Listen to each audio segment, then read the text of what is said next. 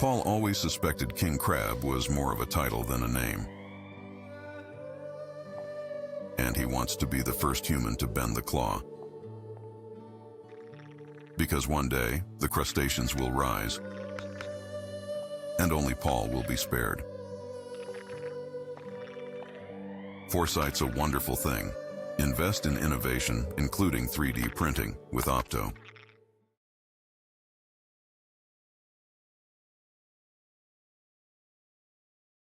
Hello everyone, welcome to another episode of OPTO Sessions. In this episode, we'll be discussing the latest macro trends with particular focus on the US financial markets. We're thrilled to have Jens Nordvig back on the show. Thank you, Jens, a co-founder and CEO of MarketReader.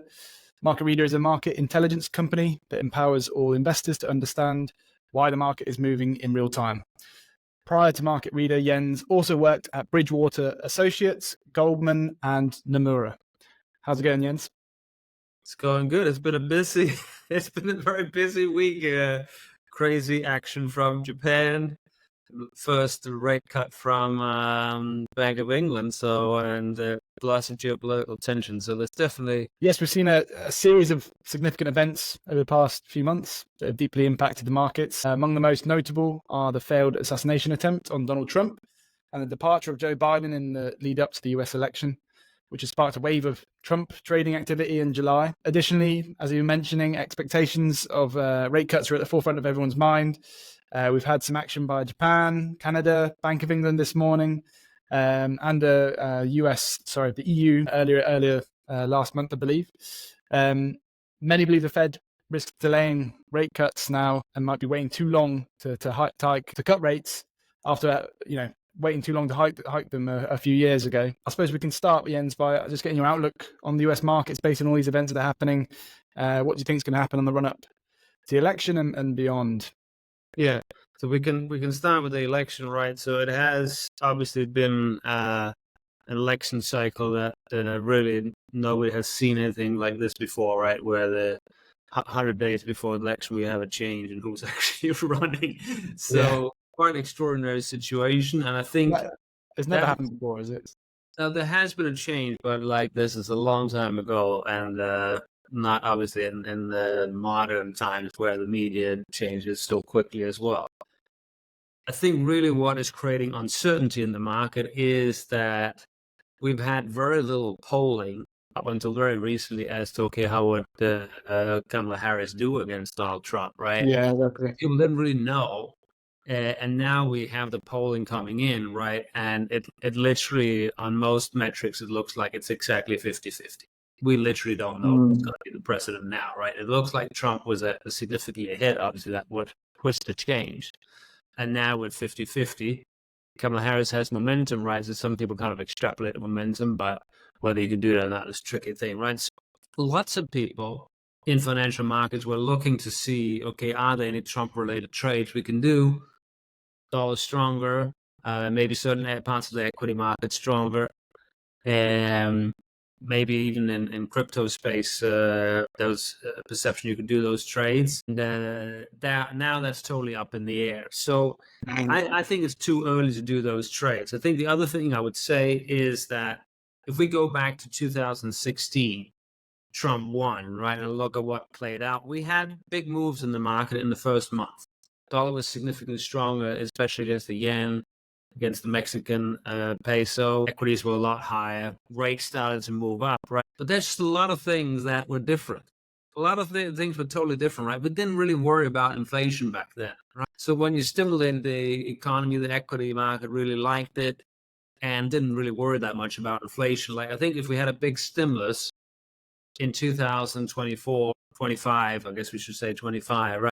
I think the market will worry a lot about the inflation effects, and there was not being the same effects. And also, if we think about the yen was at a totally different level back in 2016, right? And the Japanese authorities were worried about deflation, and they were totally okay with having a weak yen. And now they're working very, very hard to not have the yen go any weaker, right? Massive interventions, historical rate hike from the Bank of Japan earlier this week, right? So it's a different situation. So I think it's very hard to use the template.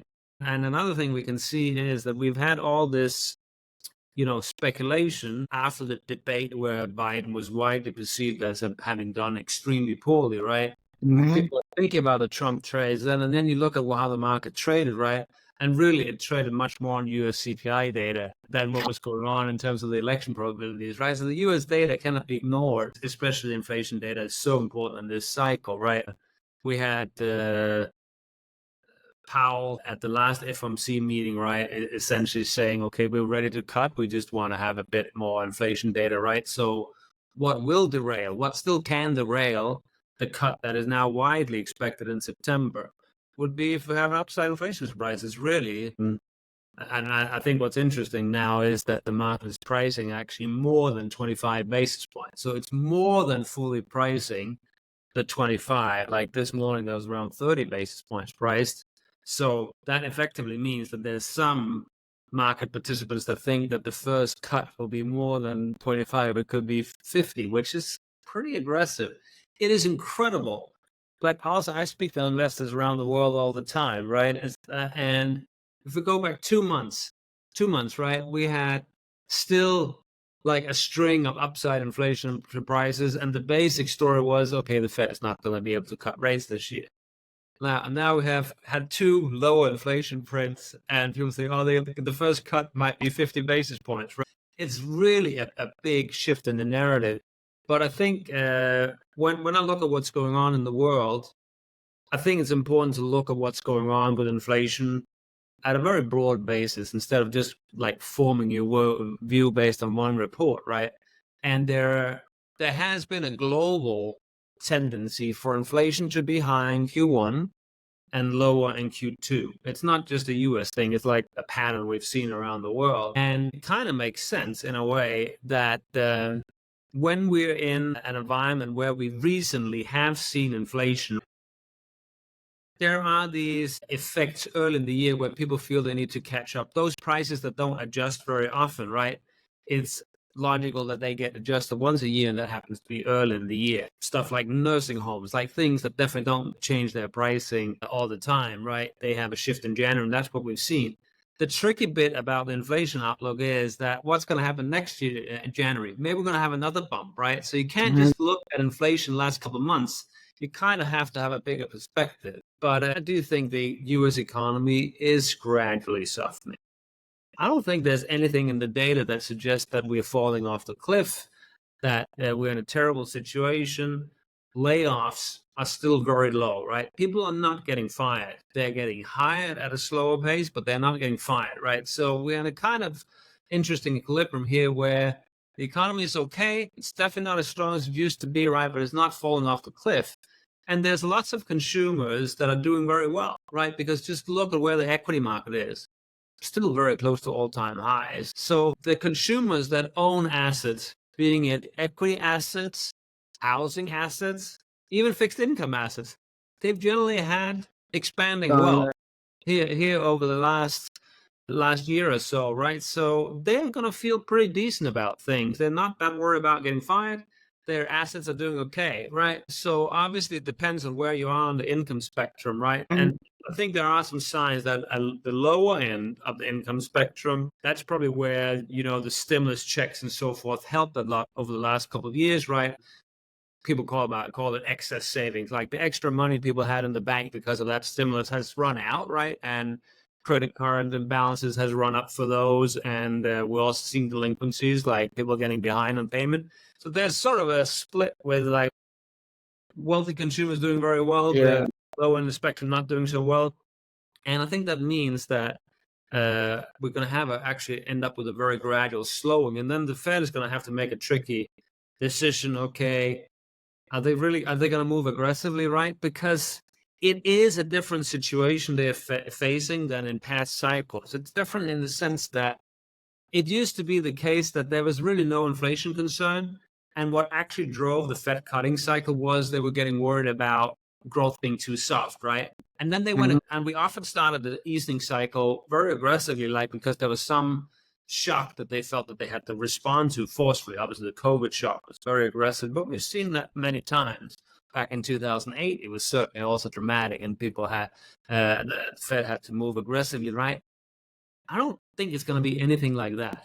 It's not going to be anything like that. It's going to be more about economics, like doing that balancing act between what's happening on the growth side, the labor market, what's happening on the inflation side, right? And it could be tricky if the wage data and the services prices stay a little bit elevated. I think they're going to move cautiously. Like, I think they're going to move, but they're going to move more cautiously in the past cycles. And I think there's this temptation to say, oh, now it's starting to look like 2007 or something like that. But I think it's just an error to compare with 2008. It's totally different. We didn't have like the AI explosion or whatever you want to call it back then. Back then it was about over leverage in the financial system, people buying houses on the credit card, crazy stuff like that. And that's what this cycle is about. And what in the scenario, because I mean, there is, like you said, if inflation does start to rise slightly again, even if, say, it's towards the end of this year, and they start to see jobs decline, people getting laid off, in that scenario, how can they act? Because that's quite new to them, right? That's the tricky scenario, right? Where the Fed is an unusual central bank, right? Because they actually have a so-called dual mandate, right? Maximum employment and inflation at target, right? So how are they going to balance that? It's a tricky thing. Like if you write a kind of economics textbook, I wrote one a while ago, then it's not really supposed to be a dual mandate, right? Because how do you optimize against two? Like then you need to have like some kind of weights. Yeah. So that's something only humans can do. You can't actually do it with math. But I think in that scenario, right, they're going to have to find some kind of weighting those. And if the labor market weakness is very severe, I think that will actually dominate like a little bit of volatility and inflation, right? But if the labor market looks okay, and if you have a little bit of a pickup inflation, they'll probably have to delay additional cuts, right?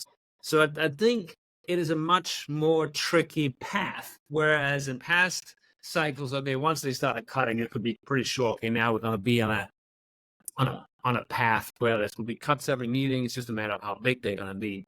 And this time, I think it's different. Even if you look at the communication from the Bank of England today, it's the same. They don't really want to guide too much. We delivered and cut. It was a hard decision. The next meeting, we actually don't know, right? So it's like a very finely calibrated. And we have the same in the European Central Bank. They cut in June, and then next meeting, not ready, right? So this is going to be a much more meeting by meeting process. I think the other part of that, the reason this is happening is also that all the major central banks had a really tough time in this cycle actually forecasting inflation well. So the most important part of the staff within a central bank is literally the group that forecasts inflation, right?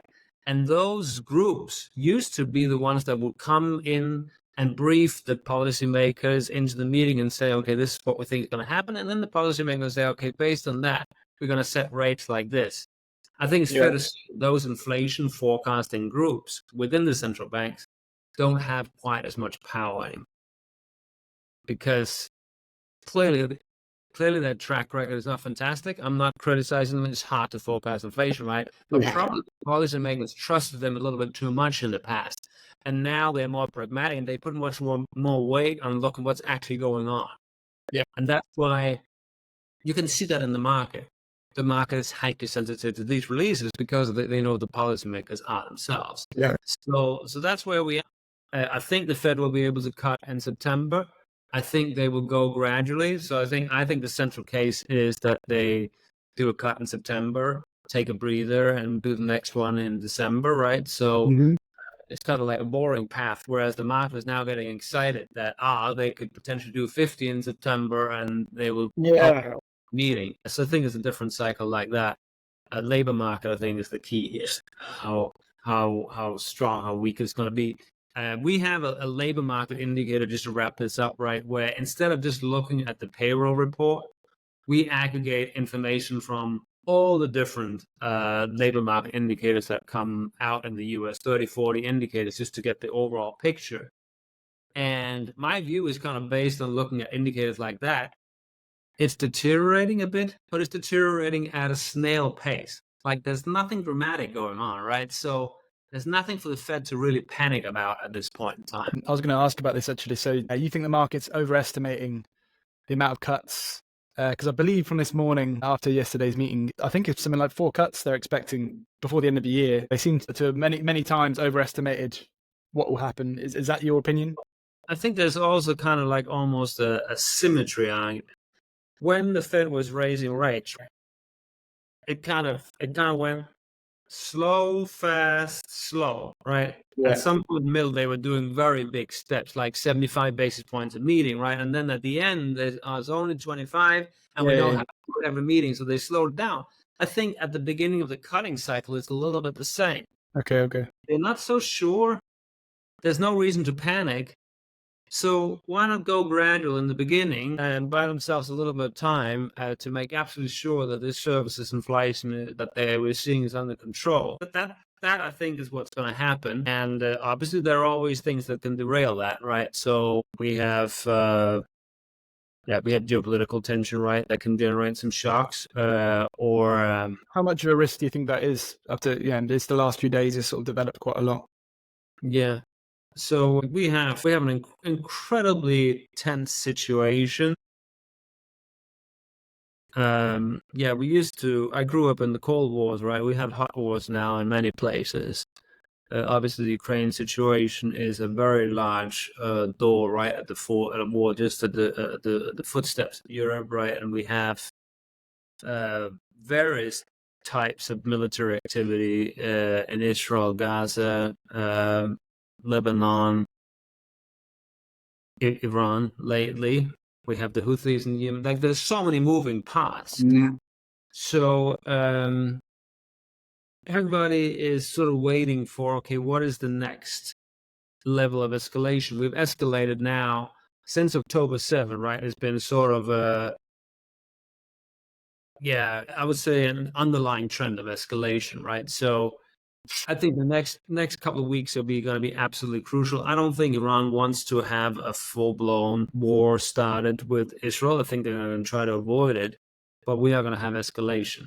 So we're on this kind of hard calibrated escalation, and you can see oil prices are very nervous about it, right? So we've seen oil prices spike quite a lot, even though demand, from what I can see globally, looks like it's under pressure, right? So we have a tension between demand actually looking soft in commodity space, which with China being a big force, and then there's the concerns about supply. So it's pretty complicated, the picture, and very erratic trading. It's not like a big trend, like as we have, 10% down, 5% up. That's what we've seen in crude oil here. Happy to talk a bit more about that, because I think if you look at what's happening with China, it is an extraordinary situation that we have. The Fed hasn't cut rates yet, right? So U.S. rates are close to 5.5, right? And at the same time, you look at what's going on in China, right? Like U.S. and China I think we can decide how we measure European economic output, right? But for single countries, U.S. and China would be the two biggest countries. And Chinese interest rates are at historical lows. Yeah. So it's like totally desynchronized, right? The highest rates we've had in decades in the United States, the lowest rates we've had in decades in China. It's a pretty amazing situation, right? So China is clearly in a unique situation with essentially the overhang from decades of overbuilding in their housing market, real estate sector is going to take probably decades to unwind, right? So it's almost comical that we have, like, every 3 to 6 months we have some kind of Chinese policy step. Market participants kind of get excited, now they're going to fix the situation, but it's just not something that's imminently fixable, right? So they can ease the pain, and they have done things to ease the pain, right? But it doesn't mean the problem goes away. The one thing that is striking to me when I look at the Chinese data is that the shift in consumer confidence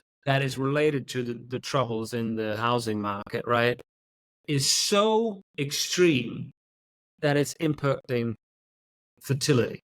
Like, literally, it's impacting families' confidence to a degree where they actually don't want to have children in the way they used to have in the past, right? That tells you a lot. Like, this is something that's quite dramatic, and it's not going to be easy to turn around. So China is going to have these low interest rates. It's going to have weak demand. China is trying to export their way out of the problem, right? But the problem is China has such a big market share all around the world. It's actually quite hard for them to expand. And what you're also seeing is that maybe it started in the US. It started on the Trump one, right? That the US was putting tariffs on many Chinese goods. Now Europe is starting to do the same, right? Electric vehicles have a big tariff on them from China. And it's not just Europe. Mexico is thinking about doing the same. Brazil is thinking about the same, right? So China has been growing market share around the world, actually, especially in emerging markets, like massive market share they have in the rest of Asia, emerging markets. And those markets initially, those countries initially thought, okay, we're going to get some China cheap stuff from China. And I think sentiment is starting to swing. Actually is a big problem. They are out competing our own producers, right? And it's a problem for our growth. And so China is facing at least two huge problems. It is real estate, which used to be such a huge part of the whole savings, right? That was the main savings vehicle. Lots of people own multiple properties. That's how they save. Confidence is rock bottom now because of that. And at the same time, China is facing this potential risk of trade tensions with not just the US and Europe, but actually many other countries at a time when they're trying to expand their exports because they don't have domestic demand. Yeah. It's a very challenging situation. You can see that in commodity prices, right? So we've had some crazy ups and downs this year, right? But now commodity prices, I think, waking up to this notion that actually Chinese demand is really not recovering. You can see that in copper, for example, and you can see that in crude oil prices up until the day Iran started to threaten they're going to retaliate against Israel. So do you think there's worse to come in China? Is there going to be a steady decline, or is this just sort of a steady state where it's going to go sideways for quite some time before things sort of sort itself out?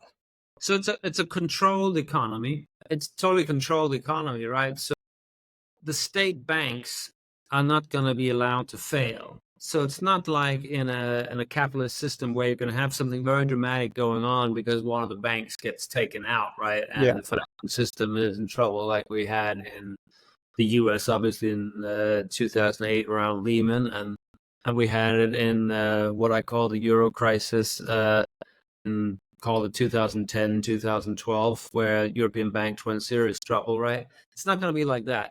Chinese banks are state-owned. They're going to be forced to deliver a respectable amount of lending. But that actually also means that it's going to be a more drawn-out problem, right? Because they're not really cleaning up the books of the banks, right? So the banks are going to be saddled with all this exposure. That's probably, and the capital may not get allocated to the right places, right? Because it's kind of a political process.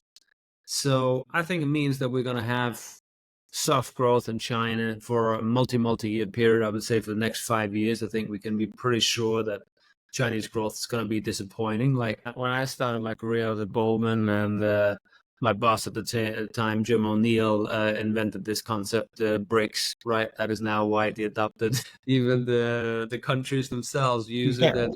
But anyway, that concept was about essentially strong growth, right, in those economies. And China had more than 10% growth back then, and now their official targets are 5%. But is that really properly measured? Demographics in China are terrible, right? It would not be surprising if China is going to be a 2% growth economy. That would actually be an achievement. If they have no demographic growth and they can generate 2% productivity growth, that would be better than most economies, right? But big shift from 10% to 2%. And part of that is also that obviously lots of countries are afraid of China for various reasons. It could be for military reasons. It could be for property rights reasons, right? So all the Western companies that were highly, highly focused on investing in China, producing in China, they are all much more cautious. And you can see it in the foreign direct investment, which is the corporate investment that is happening. There's very little coming into China now. So there's a big shift there. And that's going to impact Chinese growth as well, and commodity market growth. So completely different situation from what we had 10 years ago. And how would this weakness in China, over multi-years affect the global economy? Is it going to mean other economies will struggle a little bit? Yeah, so I think you can kind of see it in the economies that are very, very closely linked to China. Like we've seen their currencies being the weakest, really, right? So obviously Japanese yen is a bit special, but also Korea, Taiwan, and so forth had very weak currencies, like kind of dragged down by these low interest rates in China. That's indirectly impacting how they're trading. So that's one aspect. And then I think it could even be like I would make the point, right? When people analyze monetary policy, like certainly in the US, right, we have an army of economists that torture every little piece of the inflation report, right? Medical services, autos, used cars, like people get hyper focused on all these little details, right? But if you kind of take a step back and think about what's going on in the world, like the biggest producer of manufactured goods in the world, China, is having serious issues, and we actually have deflation for those goods now. You can see it in literally in every country in the world. If you split the consumer price index into services and goods, you have a bit of deflation for goods, and then you have these services prices that are too high. And that's very closely linked to what's going on in China. I think that's going to continue. So I think this is going to be a force. There's essentially two ways China is going to impact monetary policy in the world. Is through those manufactured goods that are lowly priced, although obviously with tariffs coming on, then that could change a little bit. So we'll see whether Trump gets elected and are going to go for the 60% tariff he's been warning about. But the other thing is through commodities.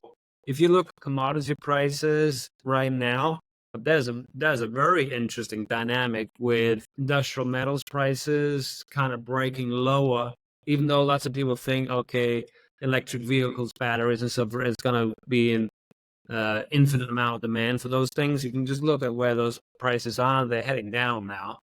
Even in agricultural stuff, agricultural commodities are really coming down. It's the opposite of what we had in 2021, 22, right, where we had a lot of pressure on inflation from those things. And I think China is really important in that. Maybe China is going to make it easier for central bankers to get on with the rate cutting, right? Because the signal from those prices, despite the various wars we have going on, is actually fairly helpful for them at this point in time. Mm-hmm. And just going back to the US economy again, obviously we've had this rotation trade playing out from large cap tech, essentially, a lot of it, into the small caps.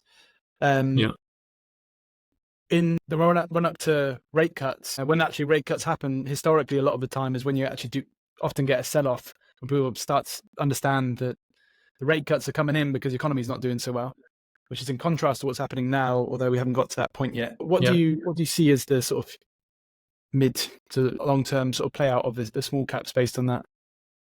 Yeah. I think the structure of the equity market is really changing very fast. But at MarketReader, we have clients all around the world that use our technology to essentially have real-time insight as to what's driving the equity market, especially the US equity market. And those clients can be in Japan, South Korea, South Africa, UK, and they trade US stocks.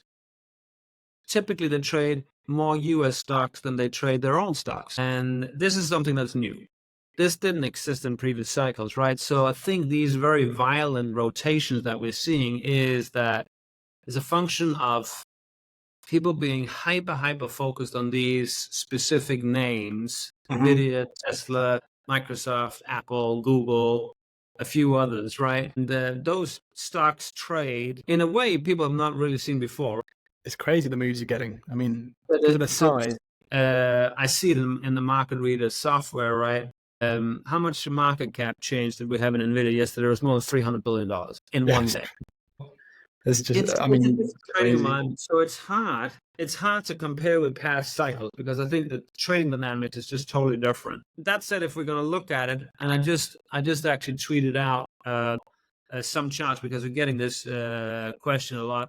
So I tweeted out at my hand at J Nordvig and some charts on how these smaller cap, mid cap stocks have done around easing cycles in the past. And as you highlighted, right, actually we have a bunch of cycles where those stocks are kind of getting damaged from, earnings growth not being very good in the cutting. So I don't think there's a very uniform picture, right? So I think actually what we've seen this violent technical adjustment in the market where these less liquid mid-cap stocks are being bought for rebalancing purposes. It's generating a massive rip in those. But I think it's much more of a technical move than a super fundamental thing, because I don't think the Fed is going to go as aggressively, right? So that feeds into what we spoke about already, right? If the Fed is not going to surprise in a dovish direction, like where's the impulse going to come from? The yield curve has already moved. So I don't think I think also there's some mid-cap companies, right, where you're going to be thinking, okay, are those the companies that are going to really benefit from the new technologies that are going to be available, or is it going to be bigger companies? So I think you mentioned earlier that perhaps you wanted to talk a little bit about let's dig into that. Yeah, you want to do that now? Yeah. So it's very interesting, right? Because my background is like I studied economics. I have some economics books up there that I wrote myself. And then over the last couple of years, moved away from macro strategy economics for institutional investors to do more of a software company where we use technology to understand what's going on in the market in a real-time sense. And we've definitely used LLM technology, AI technology, right, to produce those insights, to make sure the language of those insights is something everybody can understand, right? And that's really, that's content, that's a capability that we didn't have 2-3 years ago. It's pretty amazing. We can literally do things that were not possible 2-3 years ago. Like every morning, our system not only explains all the different stocks that are moving, it also gives an overview of what's going on in the world, right? It's almost like having a research assistant that's tell me a synopsis of what were the most important things. And we have that done and written out using AI technology, and it's pretty cool to see. So when it's fun for me to kind of approach this topic from an economics angle, but also from seeing bottom up, what are the companies doing in terms of adopting this technology? And I think, as is often the case, the financial sector is typically the most aggressive in terms of adopting new technology. And that's what we're seeing right now. And the financial sector is also one that obviously has a history, a track record of going through big reorganizations, right? And different types of staff are impacted by what the technologies are going to be. So, for example, customer service. Customer service is an area where I think very quickly we will see that a lot of the processes are going to get fully automated. The call centers where you call for support are going to be mostly staffed with robots, right? And then there's going to be a few humans that handle the very special questions, right? So there's going to be all these efficiency gains in the financial sector. So what I'm trying to say here is that we've had an incredible focus on AI in equity markets. NVIDIA is the stock everybody knows about. Semiconductors is the sector everybody knows about. In the last 2 quarters, there's been focus on kind of the suppliers to those companies. Like energy companies had a big run up because they think there's going to be an energy demand boost from all the semiconductors that NVIDIA produce and need incredible amounts of energy. But when I think about what's going on in the world, it's really about getting those technologies embedded in the existing businesses. It's not just about generating the new technology. It's about getting them embedded in the big banks, getting them embedded in retail, getting them embedded in all the different companies that have very big human resource. Huge. And I think it's going to be in the so-called white-collar jobs that don't require the most expert training and so forth. Like lots of jobs still involve like a lot of repetitive things, and they're going to be replaced. I think the companies that have very high labor costs doing repetitive things are going to have potential to save a lot of money. And what sort of sectors are they? I think there's going to be in the financial sector some banks, right, where they have ability to cut costs dramatically and move away from traditional branch model.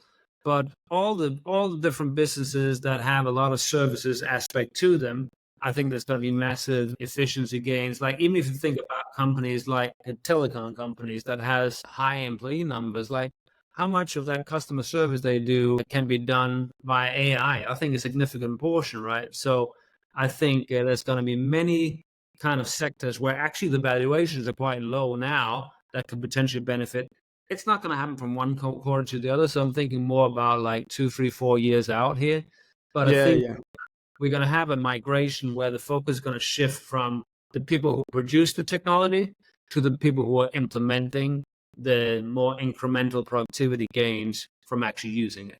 And yeah, I think you're right. This shift hasn't happened yet. I don't think people are properly thinking about the companies outside of Google, Nvidia that could benefit this much from this trend. And the only thing is, a lot of these big companies are historically slow to move as well. But whether or not they get disrupted in that period as well, where companies that operate much more efficiently than them, I don't know if that's a risk as well. Yes, there's obviously going to be a lot of change over the next 5 years as this gets rolled out properly. Because apart from people that are like creating the chips or offering the data center services, that we haven't seen huge use case for AI really yet, but that drives value. In terms of the companies I speak to, customers of MarketReader, I think a lot of financial market companies are building chatbots that can take care of answering a lot of questions on behalf of customers, right? And who wants to sit in the waiting line to speak to a person if they can just ask a chatbot and actually get the questions answered automatically? It's nice to know that the human can be reached at some point, but if you have to wait half an hour, you definitely try the chatbot first, right? Exactly. So I think there's a massive amount of low-hanging fruit in that space that will be visible to a lot of people over the next couple of years. I see a lot of skepticism that AI can't improve my portfolio performance, right? Okay, that's an interesting thing. Okay, and we're going to use AI to invest. I think this is worth thinking very carefully about. How is it we're going to squeeze the value out of AI? Is it from doing something humans have never done before, or investing in a new way, investing better and so forth? Or is it from doing something repetitive that's boring that humans actually would like to not do? And I think we can build robot avatars, chatbots, and so forth that can do a lot of this repetitive work and collecting information quicker than humans can and so forth, more accurately without any mistakes. And I think you're going to see that's the area. Efficiency gain as opposed to like the new frontier of something that we've never seen before. It's going to be doing the existing boring things quicker and better as opposed to doing new things. I think that's what we're going to see. Yeah, very interesting times ahead. Just before we wrap this up, I had a question I wanted to ask about dollar policy. Yes. Moving forward. So I know you've got some thoughts on this, so it'd be great to hear from you on that.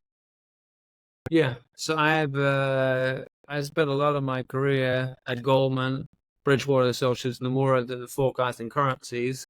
Used to be my main job, and most important currency in the world still is the dollar. And it was very interesting that Bloomberg did an interview with Trump in the magazine they call Business Week, and they asked Donald Trump about an open way, like, okay, what are the key economic policies you want to implement and so forth. And the first thing he said was essentially, I want to make sure the dollar is not too strong. So it's not something where he was asked about the dollar, but it shows that it's something that is really on his mind. And we know it obviously from the first Trump administration, right? That trade policy, making sure U.S. manufacturing is competitive is something that's on his mind, which related to the dollar policy. And he doesn't like when other countries are manipulating their currencies down, which China historically has done, even if they may not be doing it now.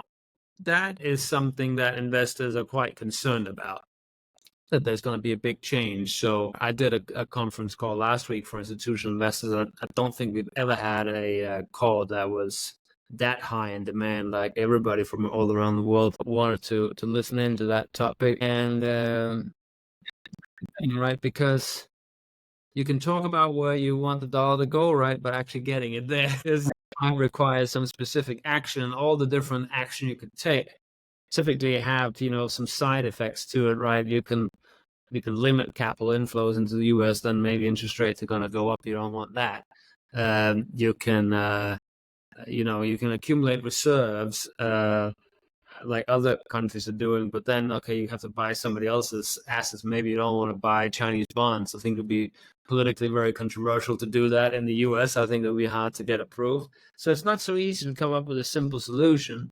Obviously, there's been talk about like limiting the Fed's independence, right? Putting in charge somebody who is maybe a bit more dovish than Powell, right? But then maybe we're going to get inflation. And if you're a politician, I think you've also learned the last couple of years that inflation is not that popular either. It's a tricky one. I think the easiest way to think about this issue is that if the U.S.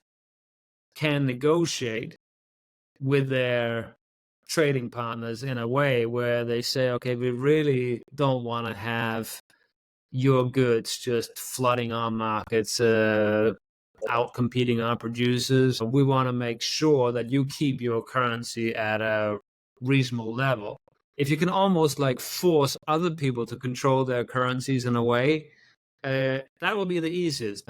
To outsource the work, right? Which is kind of in a way already happening in Japan, because Japan also does not want the Japanese yen to go any weaker. But if the US could kind of like negotiate, and Trump certainly likes to negotiate with key partners for them to handle their currencies to make sure they don't go too cheap, that will be the easy. Beyond that, it gets really tricky to find a policy that will actually achieve a weak dollar without being a very problematic, costly policy. So I think it's going to be this kind of diplomacy, you can call it, negotiation, being tough with trading partners to force them to act in a way. And obviously, if there's one thing we know about Donald Trump is that he loves to negotiate. He loves situation. So I think he would enjoy it very much. It's something that probably the trading partners are not going to enjoy quite as much as himself. No, I can see that happening. So one to watch if he comes in November time. But yeah, thanks, Jens. This has been a really good chat. I've really enjoyed it. Okay, very good. Get your insights and everything, especially at this moment in time. So many things coming on. So it'd be good to catch up in the future to see how that have developed over the next 3 to 6 months. Sounds good. Yeah, thanks again. Yeah, thank you. Oh, could you remind us, the audience, of your Twitter handle? And where can they go to find out more about MarketReader as well? Yeah, so my own Twitter is called @JNordvig, and MarketReader is simply at marketreader.com. The Twitter handle is MarketReader. So please check it out. Yeah, no, recommend it. Thanks very much, Jens. Thank you. Bye-bye. Cheers.